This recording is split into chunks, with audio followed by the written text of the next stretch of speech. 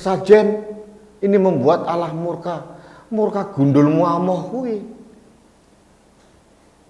Di mana coba? Sok tahu Tuhan akan murka. Tuhan malah akan murka dengan orang-orang seperti itu.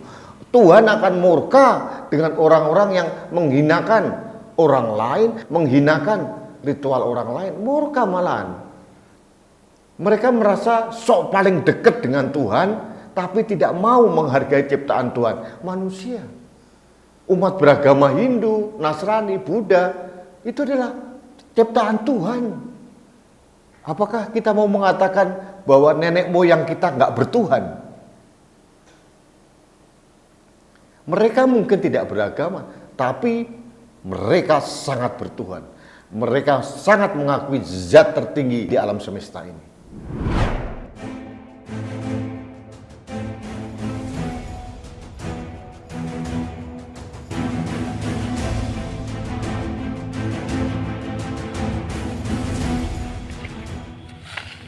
Ini yang membuat murka Allah.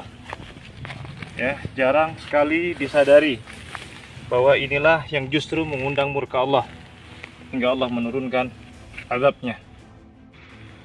Allahu Akbar.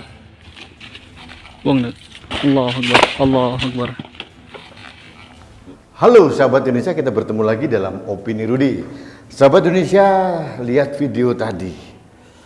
Anak muda dengan sok agamis memaki-maki sesajen dan menendangnya jatuh. Ini kejadiannya di lereng Semeru. Yang membuat saya miris adalah ini anak muda yang berpikir dan beragama secara sempit ini mengatakan bahwa karena sesajen Allah murka, makanya diturunkan azab. Ini kan, aduh ya Allah. Kenapa ya beragama begitu sempit berpikir gitu? Dia tidak pernah tahu bahwa sebelum Islam masuk ke Indonesia, kita mempunyai konsep keagamaan yang mungkin tidak seperti dalam agama yang ada. Jauh sebelum Islam masuk ke Indonesia. Jauh sebelum agama-agama datang ke Indonesia, kita mempunyai kearifan lokal dalam memaknai konsep ketuhanan. Nah, apalagi di daerah Semeru ada beberapa ritual dari orang Hindu atau apa. Kenapa tidak memaknainya bahwa ini keberagaman? Kalau tidak suka ya sudahlah, diam saja, nggak usah ditendang-tendang, tidak usah menyalahkan dan memusyrik-musyrikkan orang. Sahabat Indonesia, anak muda ini entah siapapun namanya, mungkin lupa bahwa kakek neneknya dulu juga mempunyai ritual-ritual dalam mensyukuri Tuhan dan mensyukuri nikmat yang diberikan dalam bentuk-bentuk ritual yang mungkin berbeda, yang dianggap musyrik oleh anak muda ini. Apakah dia mau mengatakan bahwa leluhur kita dulu semuanya musyrik? Aneh. Hampir semua daerah di Indonesia mempunyai ritual-ritual dalam memaknai kehidupan sosial maupun kehidupan beragama. Sebagai contoh, ada ritual Balimau. Itu adalah mandi bersama dari seluruh anggota masyarakat. Itu biasanya dilakukan menjelang bulan puasa. Konsepnya adalah untuk mensucikan diri. Apakah Balimau ini adalah konsep Islam? Bukan. Sejatinya adalah konsep dari Hindu, tapi sudah diadopsi menjadi ritual rutin, tradisional yang bermakna kearifan lokal. Apakah dengan begitu keislaman mereka luntur? Tidak. Saya agak bingung ya, kenapa kita beragama ribet sekali. Dulu waktu saya kecil masih ada selamatan, kemudian nyadran, fine-fine saja. Beragama yang benar itu bukan hanya sholat 5 waktu, terus kemudian memuji-muji Allah, memuji-muji Rasul. tapi tidak berbuat baik pada sesama. Untuk apa konsep beragama seperti itu? Konsep ketuhanan yang real itu harus diwujudkan. Kita harus berdamai dengan sesama, berdamai dengan alam sekitar kita. Itu konsep beragama yang real. Ketaatan kita kepada Tuhan diimplementasikan dalam kearifan dalam cara kita berpikir, berbaik sangka kepada orang lain, melakukan hubungan sosial dengan orang lain, entah agamanya apa, entah sukunya apa, entah ritualnya apa. Ini yang menurut saya konsep Wahabi yang terlalu kaku sehingga menafikan kearifan lokal. Dan ini yang terjadi. Dan ini banyak sekali. Akhirnya muncul ritual-ritual yang tidak penting dianggap bid'ah. Lucu. Bahkan maulidan dianggap bid'ah karena zaman Rasul nggak ada. Tapi dia lupa, dia memakai handphone bid'ah atau tidak? Di zaman Rasulullah belum ada handphone. Jadi konsep beragama secara sepotong-sepotong tidak komprehensif. Ini yang terjadi. Jadi sahabat Indonesia,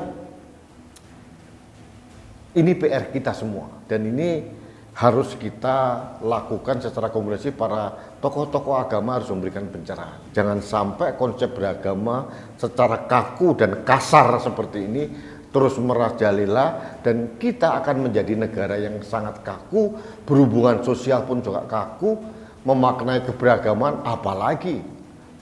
Mereka bukan hanya kaku, sangat resisten, bahkan memusuhi. Ini bahaya. Keniscayaan sejarah dalam Indonesia adalah kita mempunyai keberagaman, kebinekaan. Entah itu agama, bahasa, suku. Ini adalah konsep keniscayaan yang harus kita maknai. Inilah Indonesia. Kalau sahabat-sahabat kita, umat beragama Hindu, melakukan ritual seperti itu, ya biarkan saja. Agama Buddha, biarkan saja. Agama Kristen Katolik, biarkan saja. Agama Islam seperti ini, biarkan saja. Ini hanya ritual. Kenapa? Semua menjadi sok akrab dengan Tuhan itu. Saya bingung saya. Seolah-olah paling dekat dengan Tuhan, paling mengerti apa kata Tuhan. Inilah, ini yang membuat saya itu gedek gitu loh. Mereka merasa sok paling dekat dengan Tuhan, tapi tidak mau menghargai ciptaan Tuhan, manusia. Umat beragama Hindu, Nasrani, Buddha, itu adalah ciptaan Tuhan. Gak mau dihargai, tapi sok merasa mewakili kepentingan Tuhan. Dasmu, sahabat Indonesia, ini yang harus kita renungkan bersama. Laki-laki penendang pesajen, entah siapa namanya, ada yang bilang namanya Hatfana Firdaus dari Lombok Timur atau apa, saya tidak peduli. Tapi ini merepresentasikan cara beragama yang kaku, sehingga melihat kehidupan keduniaan ini dengan hitam putih. Kalau tidak sama dengan saya berarti salah, hanya seperti itu. Konsep ketuhanan tidak sesederhana itu. Makanya beragama harus cerdas, jangan on. Sesajen ini membuat Allah murka. Murka gundul muamoh kuwi. Di mana coba? Sok tahu Tuhan akan murka. Tuhan malah akan murka dengan orang-orang seperti itu. Tuhan akan murka dengan orang-orang yang menghinakan orang lain, menghinakan ritual orang lain. Murka malahan. Jangan sok akrab dengan Tuhan deh. Biasa-biasa aja. Beragama dengan baik, bertakwa dengan Tuhan dengan baik. Dan yang paling penting, bagaimana kita bersosial dengan baik. Dengan lingkungan terdekat, dengan siapapun. Mindset toleran itu harus ditanamkan sejak dini. Kalau orang ini apa namanya, Hatfana Firdaus atau apa, ini anak muda kelahiran 88 kalau nggak salah. Itu 3 November 88, masih muda lah. Nah, kalau orang seperti ini punya konsep sekaku itu, bagaimana dia mendidik anaknya? Itu akan menciptakan generasi kadrun yang kasar, yang kaku, dan melihat dunia ini dengan penuh permusuhan. Bahaya kalau Indonesia di tangan orang seperti ini.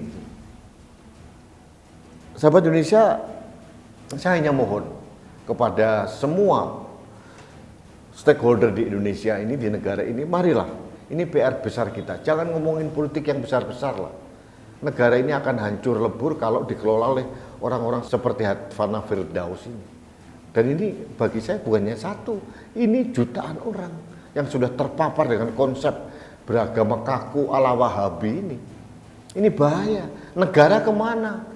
Tokoh-tokoh agama kemana? Mereka tidak cukup hanya ditangkap, dihukum, tapi perlu penyadaran secara mendasar bahwa konsep beragama mereka salah.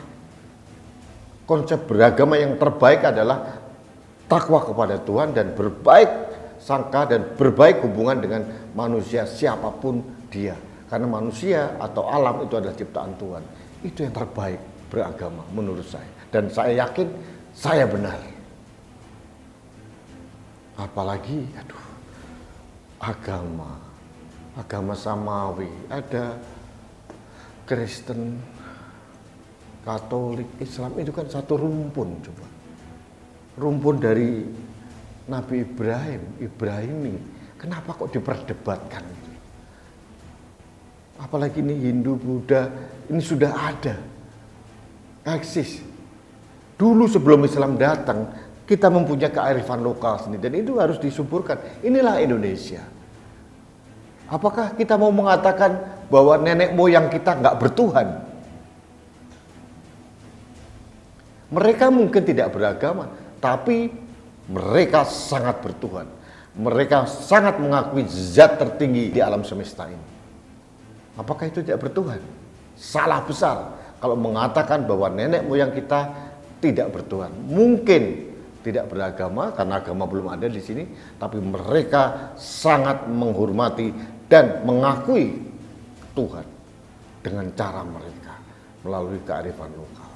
Ini harus saya sampaikan agar jangan sampai terjadi kasus di lereng Semeru, sesajen ditendang, kemudian nanti di Kelenteng ada sesajen dihancurkan juga, di gereja ada komini marah juga. Aduh, hidup kok ribet amat ya. Baik sahabat Indonesia, demikian opini saya. Mudah-mudahan ini menjadi kontemplasi buat kita secara keseluruhan. Kita harus merenung sebagai anak bangsa, jangan sampai negeri ini akan dikelola oleh orang-orang seperti Hatvana Firdaus ini. Ini berbahaya, berbahaya sekali lagi. Dan ini menurut saya alarm yang sangat kuat bahwa orang-orang seperti Hatvana Firdaus ini benar-benar ada dan banyak jumlahnya. Mari kita berbuat sesuatu untuk menciptakan toleransi di antara kita, menghormati siapapun.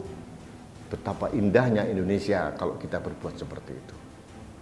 Baik sahabat Indonesia, demikian opini saya terkait dengan tendangan Hatvana Firdaus, tendangan sesajen di lereng Gunung Semeru. Mudah-mudahan Hatvana Firdaus segera disadarkan dan orang-orang, guru-gurunya atau kelompok-kelompoknya juga ini harus menjadi perhatian kita. Karena Hatvana Firdaus bukan sendiri. Ini adalah konsep berjamaah yang sesat dan salah. Baik sahabat Indonesia, demikian opini saya mengawali minggu ini. Jangan lupa Anda selalu harus taat protokol kesehatan, salah satunya dengan menggunakan masker. Karena masker saya melindungi Anda, masker Anda melindungi saya, masker kita melindungi Indonesia. Salam satu Indonesia, salam budaya Nusantara, salam toleransi, salam sehat untuk Indonesia. Saya Rudi SK.